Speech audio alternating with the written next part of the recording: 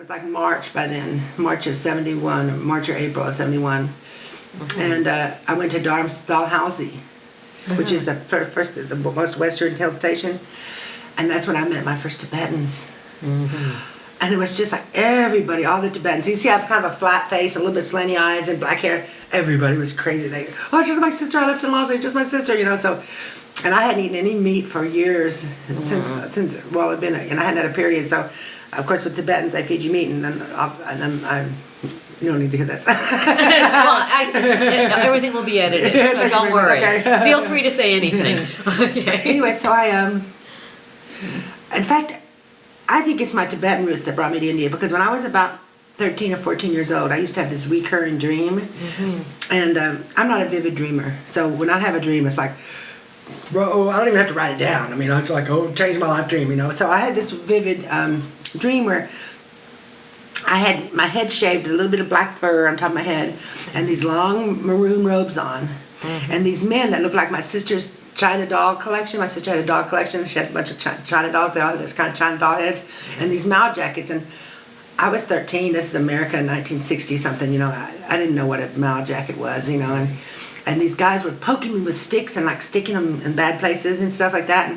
And so I'd wake up and then at the very end of the dream, everything turned to light. And I would wake up with this feeling of just this beautiful, wonderful feeling. And then being a good Catholic girl, you know, I thought, how could I be awakened from that dream when these guys are raping me and sticking me, and I'm feeling so enlightened and so wonderful? And so then I went into it's weird. I had a reoccurring dream for months, and for maybe a year or two, and then it went away, whatever, post-puberty, you know.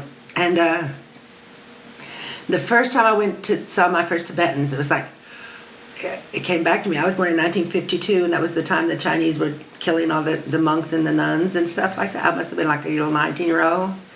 And was killed by the Chinese, and then I came back in 52, you know, and had those dreams when I was just a little girl, you know, and then the first time I got goosies. The first time I walked into a Tibetan temple with the prayer wheels, it was like,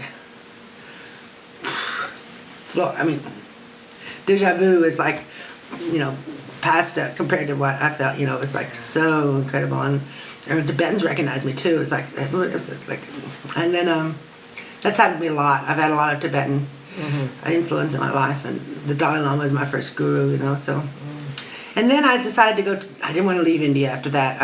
My ride had gone on, and I was suddenly loving Tibetan people. So I went to Dharamshala to meet the Dalai Lama, and I did. I remember, and that's when I got to know Jacques even better.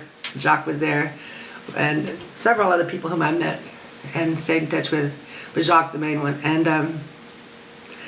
then I remember we went to see the Dalai Lama one time at his house in McLeod-Ganj, and he was standing in the courtyard in the little garden area, and it's like we came to see him, and after about 5 minutes of talking to him, I really thought he'd come to see me. Wow. You know, and I fell in love with him, and I've always been in love with him. I mean, I bet a lot of people cry when they talk about these things, so I have this prayer that every breath I take is a prayer for his longevity.